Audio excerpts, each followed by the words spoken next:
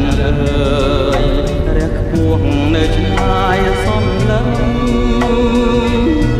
ស្រងញញឹមក៏ប្រឹងដោយវងធាងស្រីពេលឃើញភ្លៀ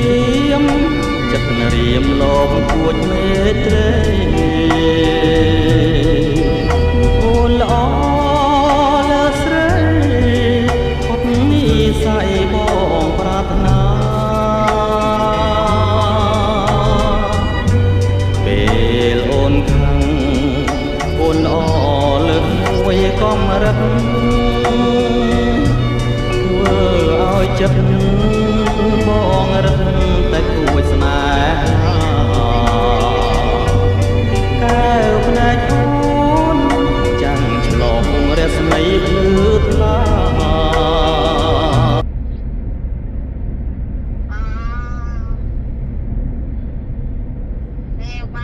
តែគ្រូសានៅនេះមានទំនាក់ទំនងជាមួយរាជវង្សភាគខាងត្បូង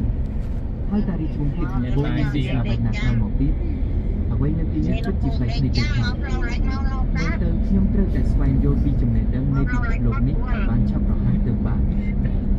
វិជាគុណសម្ងាត់របស់រាជវង្សភាគខាងត្បូងគឺវិជាដកដង្ហើមនៃទឹកប្រវត្តិអាចជួយកែលម្អជីវភាពរាងកាយបច្ចុប្បន្នរបស់ខ្ញុំបាននៅពេលដែលខ្ញុំហាត់កម្លាំងក្នុងបានជោគជ័យក្នុងកាយសម្ភាររបស់ខ្ញុំនៅទីធម្មតាឆ្ងាយដែរ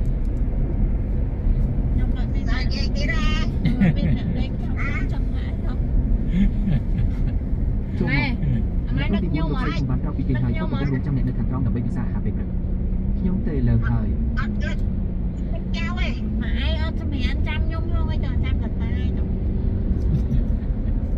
មកពីសាយចំការធ្វើឲ្យថោកទាបតម្លៃខ្លួនណាអ្នកទាំងពីរខ្ញុំចង់គ្នា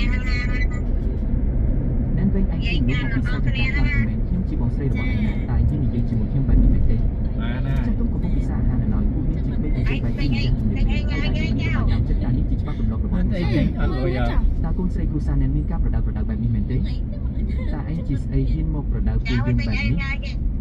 អូនប្រុសឯងទៅតែដឹងបីតារៀនរឿងទាំងនេះពីណាអត់មានលុយអត់ស្រីចំការរបស់ឯងរៀនតែរបៀបបែបនេះមែនទេនឹងវិញគុំយករបៀបរបបស្រីចំការរបស់ឯងមកប្រដៅមនុស្សនៅក្នុងក្រុមអសោះនេះជាហើយមនុស្សមកពីស្រីចំការគឺបែបនេះស្នាក់មកទាំងអស់គ្នាព្រាមអ្វីដែលនេះដល់សាអង្គសមជាកូនស្រីទាំងពីរដែលបានសាអង្គសមហើយថាជាកូនស្រីគ្រូសានដែលបានជាចរិតគួរពីនឹងសំរុំសំបីតែច្បាស់បន្លប់បន្តិចបន្តួចក៏មិនស្គាល់ដែរអង្គុយចុះភ្លាមនៅក្នុងចំណោមក្មេងគ្រូសាយើងតើអ្នកណាខ្លះអាចមានអារម្មណ៍ស្ងប់ស្ងាត់ដើម្បីគូគំនូរបានដែររបស់នេះគឺខ្ញុំទើបតែប្រមូល